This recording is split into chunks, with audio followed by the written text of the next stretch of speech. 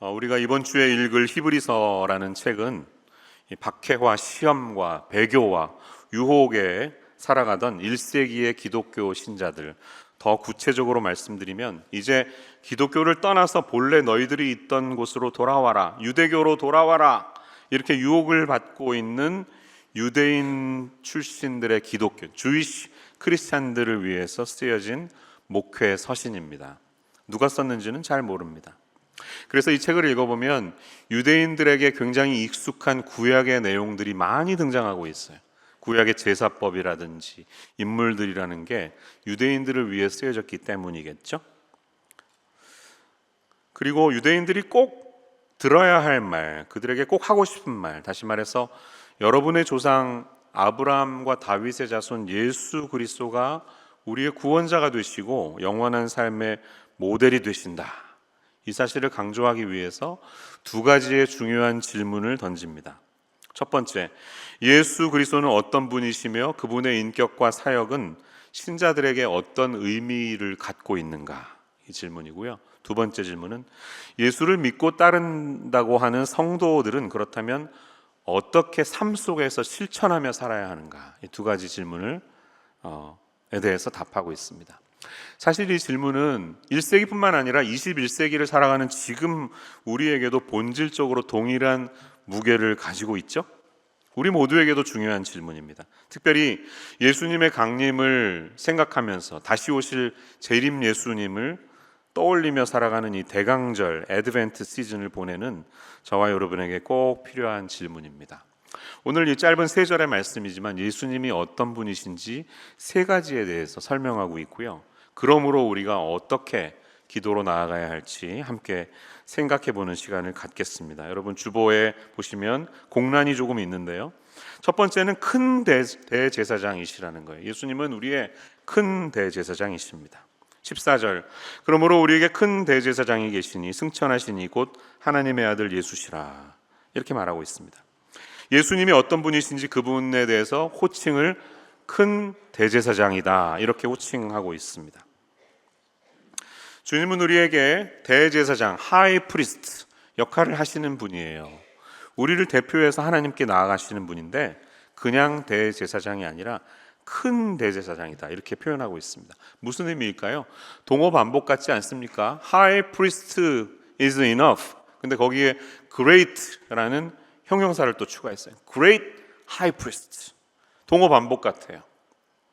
자, 여기서 제가 좀 썰렁할 수 있는 아재 개그를 한번 해보겠습니다. 좀 용서해 주세요. 화가 나셔도. 질문: 추장보다 더 높은 사람은 누굽니까? 고추장. 아시네. 고추장보다 더 높은 사람은 누굽니까? 초고추장. 자, 그럼 그림 올려줘. 이 초고추장보다 더 높은 사람이 있습니다. 누군가요? 태양 초고추장입니다. 큰 목소리로 웃어주셔서 감사합니다. 자, 이제 빼세요. 제가 민망해요. 빨리 빼세요. 크다라는 단어가 헬라어로 메가가 쓰여요. 메가. 여기 메간이라고 적혀 있어요. 메가 아시죠? 요즘 우리 데이터 많이 쓰잖아요. 메가바이트, 기가바이트, 테라바이트 이렇게 가잖아요. 각각 1000 단위로 올라갑니다. 근데 질량 단위로 볼 때 메가톤급이면 100만 톤을 의미합니다. 그러니까 메가는 어마어마하게 거대한 것입니다. 이제 쇼핑 광고를 뜰 때 이건 메가 딜 이러면은 눈이 갑자기 커지죠. 얼마나 딜이 좋길래 메가 딜이에요. 쇼핑족들의 마음을 설레게 합니다. 메가라고 쓸 때 우리는 위대한이라고 번역해도 괜찮습니다. 근데 우리 동네에 있는 메가마트는 그렇게 위대하지는 않은 것 같습니다. 어쨌든 본문이 강조하고 있는 것은 우리에게는 어마어마한 대제사장이 계신다, 이것을 강조하기 위한 것이에요. 도대체 예수님이 어떤 분이시길래 Great High Priest라고 말할까요? 일반적으로 대제사장들이 있습니다. 이 히브리서도 읽어보면 대제사장의 역할에 대해서 말합니다. 그런데 그런 대제사장과는 비교할 수 없는 분임을 반복해 주고 있어요. 그리고 4장 14절 앞부분을 보면 그러므로라는 접속사가 쓰였거든요. 그러면 앞부분의 내용에 연관되어 있는 내용이 아닙니까? 근데 아무리 앞부분을 유심히 읽어봐도 잘 연결이 안 되는 것을 봅니다. 4장 앞부분은 하나님의 안식에 들어가라 이런 얘기를 하고 있어요. 3장서부터 주님이 주시는 안식에 들어가라고 말하면서 갑자기 그러므로라고 나오니까 잘 이해가 되지 않습니다. 이럴 때는 여러분 단락을 더 넓히셔야 됩니다. 더 넓게 읽으면 이제 논지가 찾아지는 거예요. 그래서 자세히 히브리서를 읽어보면 이 그러므로라는 접속사가 앞부분에도 나오는데요. 2장 17절에 그러므로 그가 범사의 형제들과 같이 되심이 마땅하도다. 여기서 그는 예수 그리스도이시겠죠. 그리고 3장 1절에 그러므로 함께 하늘의 부르심을 받은 거룩한 형제들아 우리가 믿는 도리의 사도이시며 대제사장이신 예수를 깊이 생각하라. 예수님을 생각하라고 말하고 있습니다. 또 4장 1절에도 보면 그러므로 우리는 두려워할지니 그의 안식에 들어갈 약속이 남아있을지라도 여기서 그분도 하나님 예수님을 말하는 것이죠.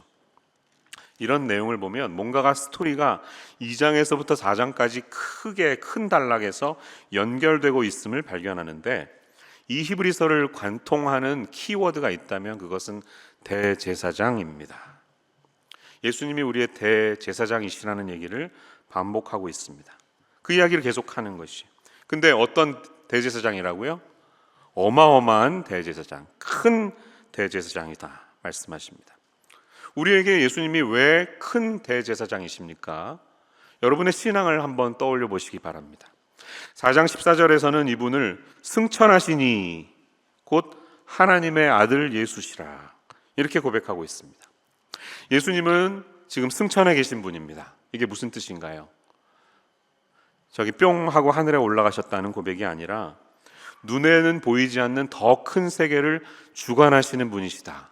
이런 고백인 줄로 믿습니다. 그래서 우리가 매주 사도신경을 고백할 때 하늘에 오르사 그다음 뭐예요?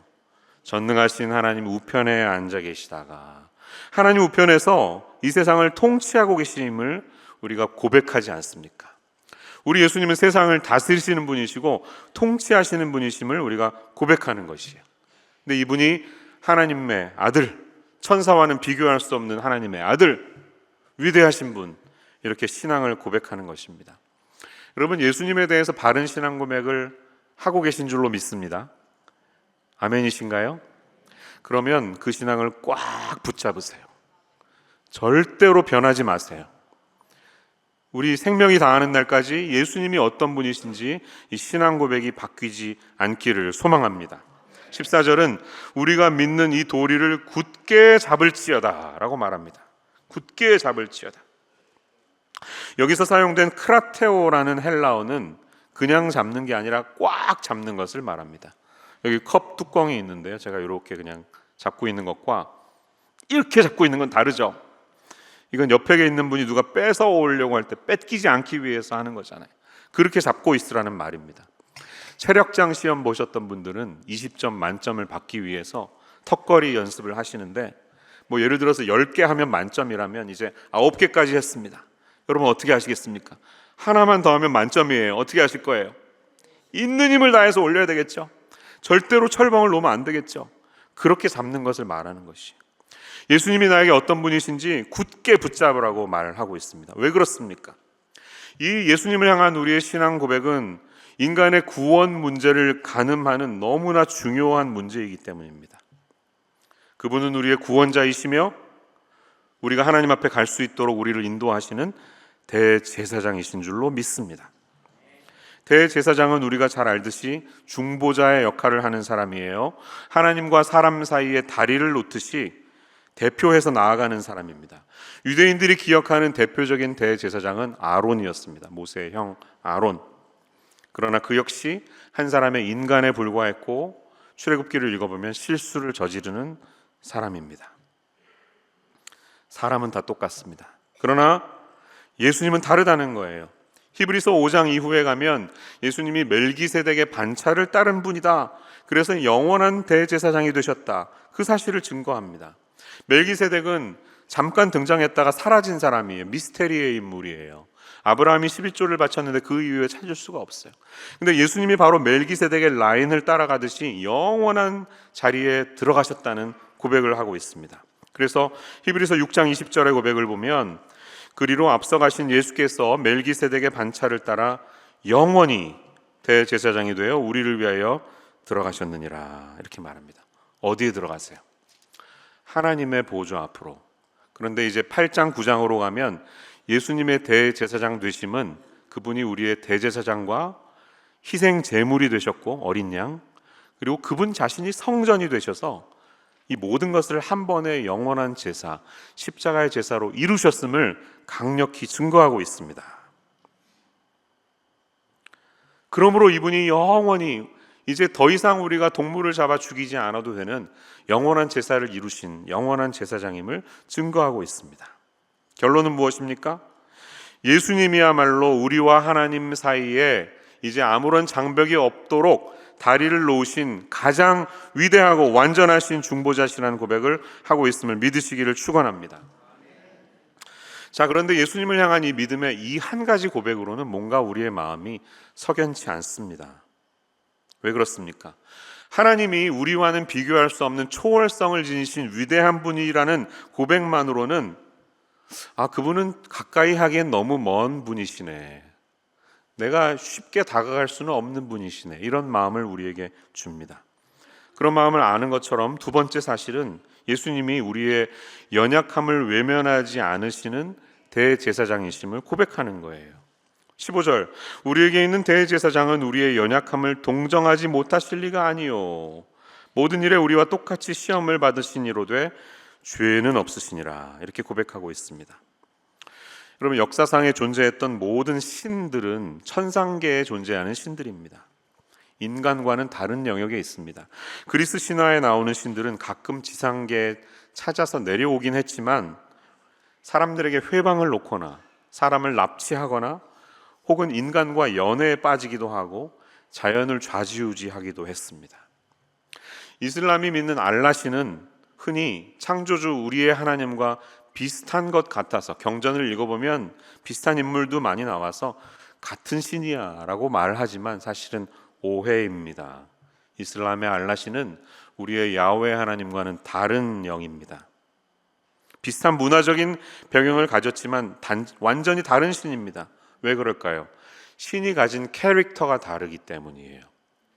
이슬람이 믿는 알라신은 우리는 범접할 수 없는 저 우주를 다스리는 그런 신입니다. 하지만 우리가 믿는 하나님은 어떤 분이십니까?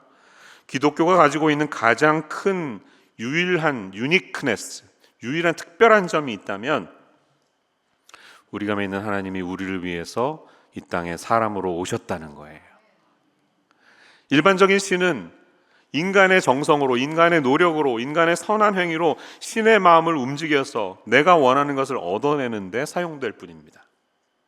그래서 나의 마음을 투영해서 하늘에 있는 저 신에게 뭔가를 빌어야 얻어낼 수 있는 그런 분입니다. 그런데 기독교는 뭐라고 말합니까? 우리에게 있는 문제를 우리가 스스로 해결할 수 없음을 아신 하나님께서 우리를 위하여 이 땅에 사람의 모습으로 오셨다는 것입니다. 이 성육신, 인카네이션의 이 이야기가 기독교 신앙의 가장 본질적인 부분이 아니겠습니까?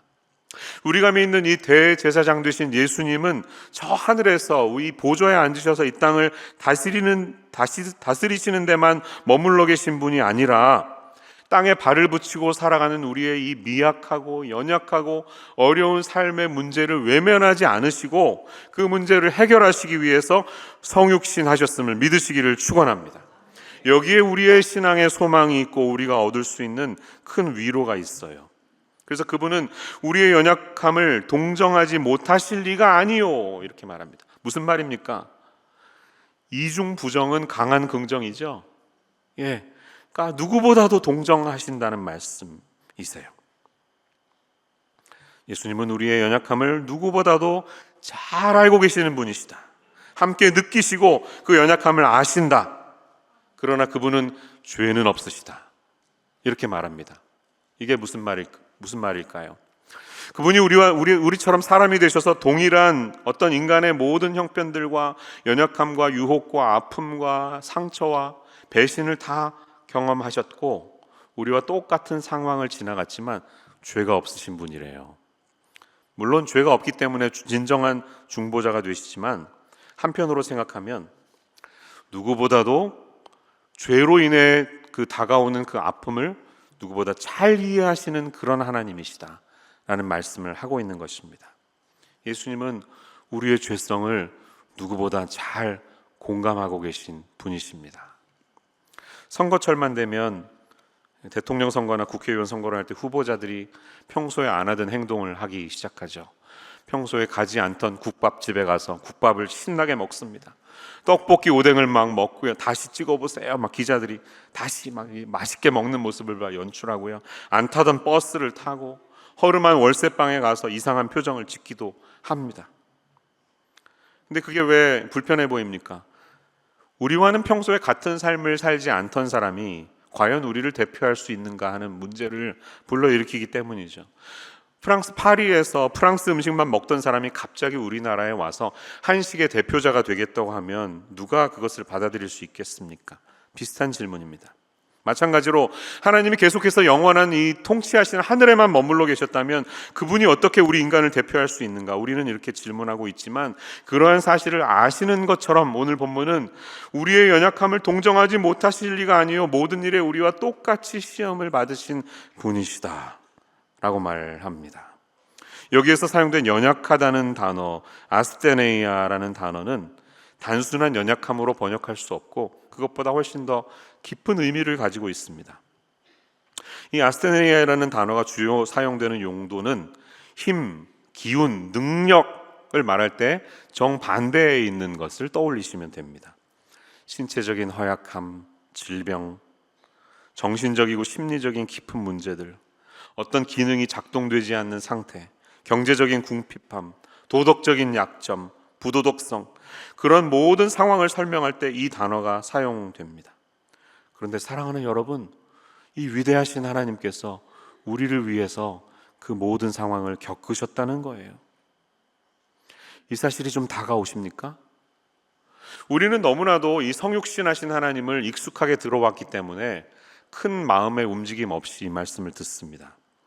성경을 깊이 있게 신선하게 받아들이기 원하신다면 좋은 방법은요, 전에 있었던 내용을 다 잊어버리고 마치 이 책을 처음 읽는 것처럼 읽으시면 좋습니다. 그것을 본문 낯설게 하기라고 우리는 부릅니다. 처음 읽는 것처럼 읽으면 우리에게 다가오는 심리적인 충격과 은혜가 다를 것 같아요. 그럴 때 한번 이런 질문을 해보세요.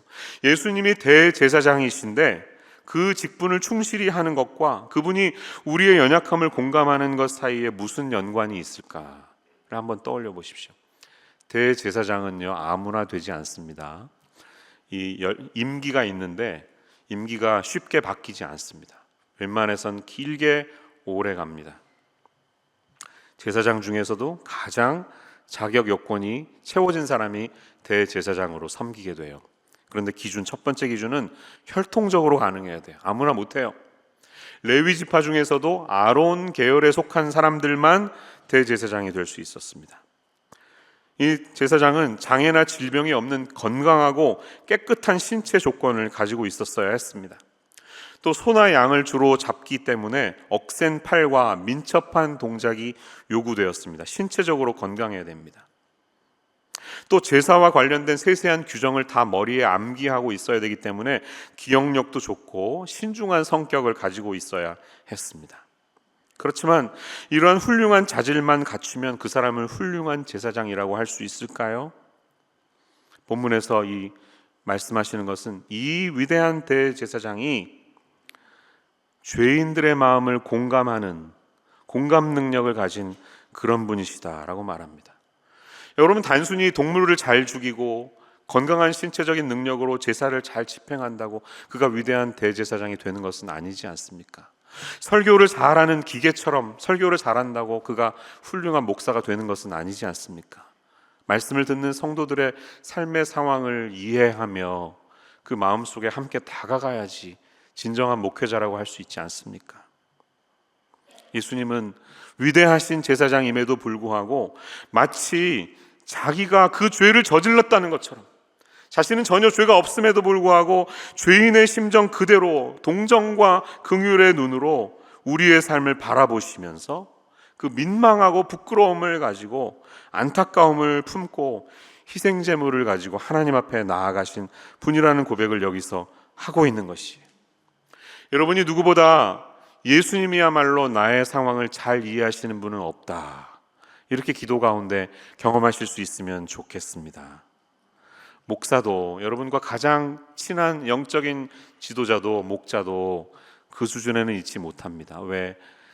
내 밥그릇 챙기기 바빠서, 내 코가 석자라서. 이해하는 척하지만 완전히 공감할 수는 없지만 주님은 누구보다도 우리의 연약함을 가장 잘 이해하시고 함께 동정하신다는 말씀이 여기에 있는 거예요. 이 sympathize, 동정하다라는 동사는 항상 with라는 전치사가 함께 들어갑니다. 함께 고통을 받는다는 뜻이에요. 그래서 soon이라는 전치사가 들어가 있어요. sympathize, suffer with라는 뜻이에요. 그럼 예수님이 여러분 고통받으실 때 함께 고통받고 계십니다. 예수님이 여러분의 연약함과 아픔과 배신을 똑같이 경험하셨습니다. 그런데 놀랍게도 죄는 없으시기에 우리가 당했던 고통보다 더 깊은, 더 심도 있는 인간의 연약함을 알고 계시는 분이라는 뜻이에요. 죄가 없다면 예를 들어서 순금 100%의 금이 담금질을 위해서 이 도가니에 들어갈 때 어떤 현상이 일어날까요? 순도 50%의 금과는 비교할 수 없는 반응이 일어날 겁니다. 막 팍팍팍 튀면서 이 순금이기 때문에 더러운 불순물들이 낀 것에 아주 민감하게 반응할 것입니다. 주님이 똑같은 인간으로 태어나셨지만 죄에 대해서 반응하는 그분의 아픔은 우리가 죄 때문에 겪는 것보다 훨씬 더 강도 깊게 본질적으로 다가왔을 것입니다. 예수님이 우리를 위하여 그 죄의 고통을 경험하셨기에 우리의 진정한 구원자요 대변자가 되셨음을 기억하시기를 축원합니다. 사람들은 흔히 예수님이 십자가에서 얼마나 아프셨을까, 20cm짜리 대못이 여기에 뼈 사이에 들어갔다고 하는데 얼마나 아팠을까 이렇게 생각합니다. 그러나 주님의 아픔은 그것으로 그치지 않았던 것입니다. 주님은 영적인 고통을 겪으셨습니다. 예수님 이전에 태어났던 모든 사람들의 죄와 당대를 살아가는 사람들의 죄와 이후에 태어날 저와 여러분 같은 모든 사람들의 죄가 예수님의 십자가 지신 그분의 어깨 위에 다 올려져 있다고 생각해 보시기 바랍니다. 여러분, 한 사람의 죄악된 그 상황을 내가 알기만 해도 얼마나 고통스러워요. 왜 저 사람이 저런 죄를 저질렀을까? 밤에 잠을 못 자는데 80억, 90억, 수백억 명의 그 영혼의 죄가 그분의 어깨 위에 얹어 있다고 생각해 보십시오. 얼마나 그게 고통스러웠을까요? 그러나 감사하게도 주님은 기꺼이 그 십자가의 길을 가셨습니다. 우리의 형편이 마치 자신의 형편인 것처럼 함께 우리의 고통의 현장에 함께 계시면서 우리와 함께 고통받으셨기에 우리의 진정한 대제사장이 되실 수 있었음을 기억하시기를 축원합니다. 동정심, 공감 능력이란 그런 것입니다. 내가 너의 아픔을 알고 있다는 거예요. 주님이 그런 분이시라는 겁니다. 바티칸 성당에 있는 시스틴 채플에 혹시 가보신 적이 있습니까? 로마에 가시면 누구나 가는 관광지죠. 르네상스 3대 거장이자 천재 화가인 라파엘로는 16세 나이에 이미 대가의 반열에 섰던 위대한 화가였습니다. 하지만 그가 유일하게 시기했던 당대의 한 사람이 있었는데 라파엘로는 그 젊은이를 추락시키고자 교황이 모집하고 있었던 시스틴 천장화를 그릴 사람에 이 청년을 추천하게 됩니다. 그런데 이 라이벌은 사실 화가가 아니라 조각가였습니다. 그림에는 익숙하지 않은 조각가인 그가 천장화를 그리면서 실수를 저지를 것은 불을 보듯 뻔하기 때문에 그로 인해서 그에게 망신을 줄 계획으로 교황에게 그 사람을 추천했는데 그는 우리가 잘 아는 신이 내린 조각가라고 불리는 미켈란젤로입니다. 교황과 함께 이제 계약서를 사인하고 천장화 작업을 시작한 그는 굉장히 힘들어했습니다. 제가 예를 들어서 피아노를 치는데 드럼을 치세요 이러면 저 한 번도 안 쳐봤거든요. 얼마나 이게 힘들겠어요. 조각가가 화가가 됐으니 갑자기, 물론 재질은 있었지만 쉽지 않았을 거예요. 그는 당시의 심정을 편지에 이렇게 쓴 적이 있습니다. 나는 완전히 의기소침해 있습니다. 내 본업이 아니기 때문에 일도 어렵고 자꾸 늦어집니다. 신이여 도와주소서. 그는 작업을 끝내지 못할 수도 있다는 중압감에 시달렸습니다. 그림을 그리는 4년의 계약 기간 동안 그의 몸은 만신창이가 되어 있었습니다. 목 디스크, 허리 디스크, 각종 디스크로 맨날 올라가서 이렇게 그리는 게 얼마나 힘들었겠어요. 그럼에도 그는 손에서 붓을 놓지 않았는데 그것은 뼛속까지 배어있는 조각가로서의 기질 때문이었습니다. 그는 굉장히 디테일한 사소한 부분까지 섬세하게 작업하려고 애를 썼다고 합니다. 인물들의 그림자는 빛의 방향에 따라서 모두 다르게 그려져 있습니다. 그러니까 가서 보면 정말 너무나 화려하고 멋있게 그려져 있습니다. 인물의 상체는 크고 다리는 작게 그려서 저 밑에 아래에서 그림을 봤을 때 비율이 기가 막히게 떨어지게 그렇게 그림을 그렸어요. 이 최악의 상황에서도 그런 작은 부분들을 절대 포기하지 않으면서 그렸을 때 이게 엄청난 걸작품이 되었죠.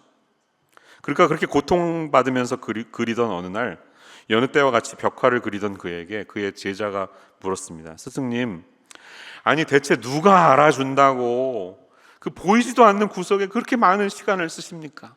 왜 이렇게 디테일하게 애를 쓰시는 거예요? 누가 본다고? 보이지도 않잖아요. 그 말은 사실이었습니다. 시스틴 천장의 높이는 40m였기 때문입니다. 멀리서 보면 별로 티도 안 납니다. 그런데 이 제자의 질문에 미켈란젤로가 이렇게 대답합니다.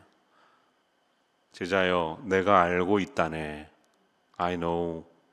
이렇게 말했습니다. 그리고 그림에 보시는 것처럼 4년 뒤 벽화는 세상에 공개되었고 인류 역사에 절대로 빠질 수 없는 걸작품이 되어서 지금도 이렇게 전시되어 있죠. 두 번째 그림은 천장을 밑에서 보았을 때 보이는 그림입니다. 아담의 창조를 비롯한 여러 걸작품들이 이 천장에 있습니다. 저는 이런 말씀을 드리고 싶어요. 우리가 인생을 살다 보면 도대체 이게 나에게 무슨 의미가 있을까? 내가 여기서 왜 이러고 있지? 부당하고 불합리한 상황에 빠져서 억울하게 느껴질 때가 있습니다. 내게 맞지도 않고 이 일이 내가 절대로 원한 적도 없으며 나는 할 수 없는 일이라고 그렇게 항변하고 싶은 때도 있습니다. 내 삶에 아무도 관심조차 두지 않고 내가 하는 이 일이 버려진 것만 같이 그런 기분이 드는 순간이 있습니다. 그러나 그럴 때라도 이 인생의 아름다운 걸작품을 그려나가시는 하나님의 섬세한 터치가 저와 여러분의 인생 가운데 머물고 계심을 기억하시기를 바랍니다.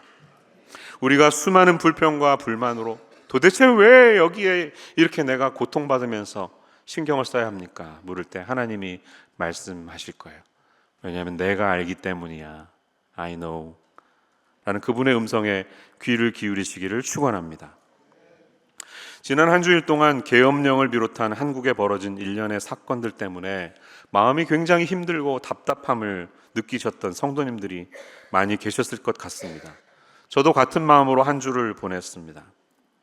그런데 그런 우리들에게 하나님이 오늘 말씀하고 계실지도 모릅니다. 너 많이 힘들었지.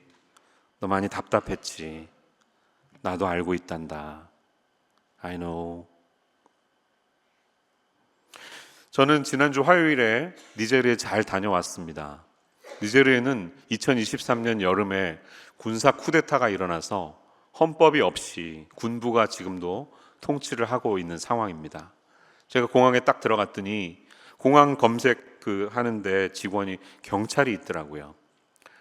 공항 직원들은 안 보여요. 경찰이 이 업무를 보는데 밤 12시에 들어가니까 아마 이제 비번이었던 것 같아요. 처음 이 일을 해보는 것 같은 사람이 이 미국 여권을 내미니까 어찌할 줄 모르면서 옆 창구에 가서 물어보고 근데 이 컴퓨터 시스템도 제대로 안 돼 있는지 막 종이로 제 이름을 다 베끼면서 적는 모습을 보면서 굉장히 한심하게 느껴졌습니다. 이 나라는 도대체 이게 왜 이 모양인가? 이 군부가 다스리고 있는 그 나라의 모습을 보면서 안타깝게 다녀왔습니다. 그리고 샌프란시스코 공항에 내린 화요일 아침 갑자기 전화에 사우스 코리아 마샬러, 이게 무슨 말이야? 대한민국의 계엄령이? 이게 지금 사실이야. 21세기에 지금 12번째 선진국가라고 알려진 우리 민주공화국인 대한민국에 들어가야 할 단어야? 잠시 정신이 멍한 채로 어떠한 생각도 할 수 없었습니다. 도대체 왜 계엄이 일어나야 되는 거야? 이렇게 놀란 상황 속에 긴 시간이 지나지 않아서 해제되었다는 뉴스를 보면서 조금 정신을 차리게 되자 그런 생각이 들었습니다. 마치 하나님이 이렇게 말씀하시는 것 같았어요. 성호야, 네가 니제리아에 가서 느꼈던 그 답답함, 그 나라에 대한 감정 나도 잘 안다. 그런데 너는 너희 조국 대한민국은 다를 것 같다고 혹시 자만하게 그렇게 생각하진 않았니? 이제 내가 너희 사람들에 대해서 갖고 있는 마음을 조금 알겠니? 주님이 이렇게 저에게 말씀하시는 것 같았습니다. 사랑하는 여러분, 주님은 우리가 가장 고통받고 가장 답답해하는 그 상황에 우리와 함께 아파하시는 분이심을 기억하시기를 축원합니다. 함께 고통받는 주님이세요. I know라고 우리에게 말씀하시는 주님의 음성을 들으세요. 고통받고 있는 사람은 이 고통이 너무 커서 다른 생각이 별로 들지 않습니다. 그래서 왜 라고 묻습니다. why라는 질문에 누가 대답해 주기를 바랍니다. 많은 철학자들과 신학자들은 이 고통의 문제에 대답하기 위해서 because 라는 이유로 설명을 하죠. 그러나 왜냐하면이라고 설명하는 그 철학자들의 답변은 우리에게 별로 위로가 되지는 않습니다. 그런데 우리 하나님은 우리가 왜라고 외칠 때 우리에게 다가오셔서 왜냐하면이라고 말씀하시지 않고 이렇게 얘기하시는 것 같아요. I'm here. 내가 여기 있어. I'm here. 나 너랑 지금 같이 있어. 네가 고통당하는 그곳에서 함께 아파하고 있어. 네 마음 알아. 주님이 이렇게 말씀하신다는 것입니다. 자, 그러므로 크시고 우리의 연약함을 아시고 모든 일에 우리와 똑같이 시험을 받으셨지만 죄는 없으신 이 대제사장이신 예수님이 계시기에 어떻게 해야 되겠습니까? 16절 같이 읽어보겠습니다. 시작. 그러므로 우리는 긍휼하심을 받고 때를 따라 돕는 은혜를 얻기 위하여 은혜의 보좌 앞에 담대히 나아갈 것이니라. 할렐루야. 여러분, 이 말씀을 깊이 마음속에 외우시면서 이번 한 주 보내시기를 축원합니다. 예수님의 보좌, 그분이 다스리시는 그곳에 이제 우리가 담대히 나아갈 수 있음을 선언하고 있어요. 여러분, 이번 한 주 하나님의 자비하심이 필요하십니까? 그러면 아멘 해주세요. 여러분, 하나님의 자비가 필요하세요? 하나님의 은혜가 필요하세요? 그러면 뭐라고 말합니까? 긍휼하심을 받고 때를 따라 돕는 은혜를 얻기 위해 In our times of need, 우리는 하나님의 은혜가 언제나 필요한 사람들입니다. 매 순간 눈을 뜰 때마다 주님의 은혜가 필요한 사람들입니다. 그러면 삶의 방향을 분명히 하라는 것이에요. 괄호 안에는 방향이 들어가야 됩니다. 여러분, 하나님의 자비와 은혜가 필요할 때 어디로 나아가시겠습니까? 뉴스를 너무 많이 보신 것 같아요, 이번 주. 저도 정말 많이 봤습니다. 근데 잠시 내려놓으세요. 제발 잠시 꺼놓으세요. 그리고 진정한 자비와 진정한 은혜를 주시는 하나님의 보좌로 나아가시기를 축원합니다. 이번 2주일 동안 우리가 대강절 특별기도회를 하면서 조국을 위해서, 교회를 위해서, 이 땅을 위해서, 고통받고 있는 이웃들을 위해서 함께 기도할 수 있는 우리의 삶이 되시기를 바랍니다. 왜?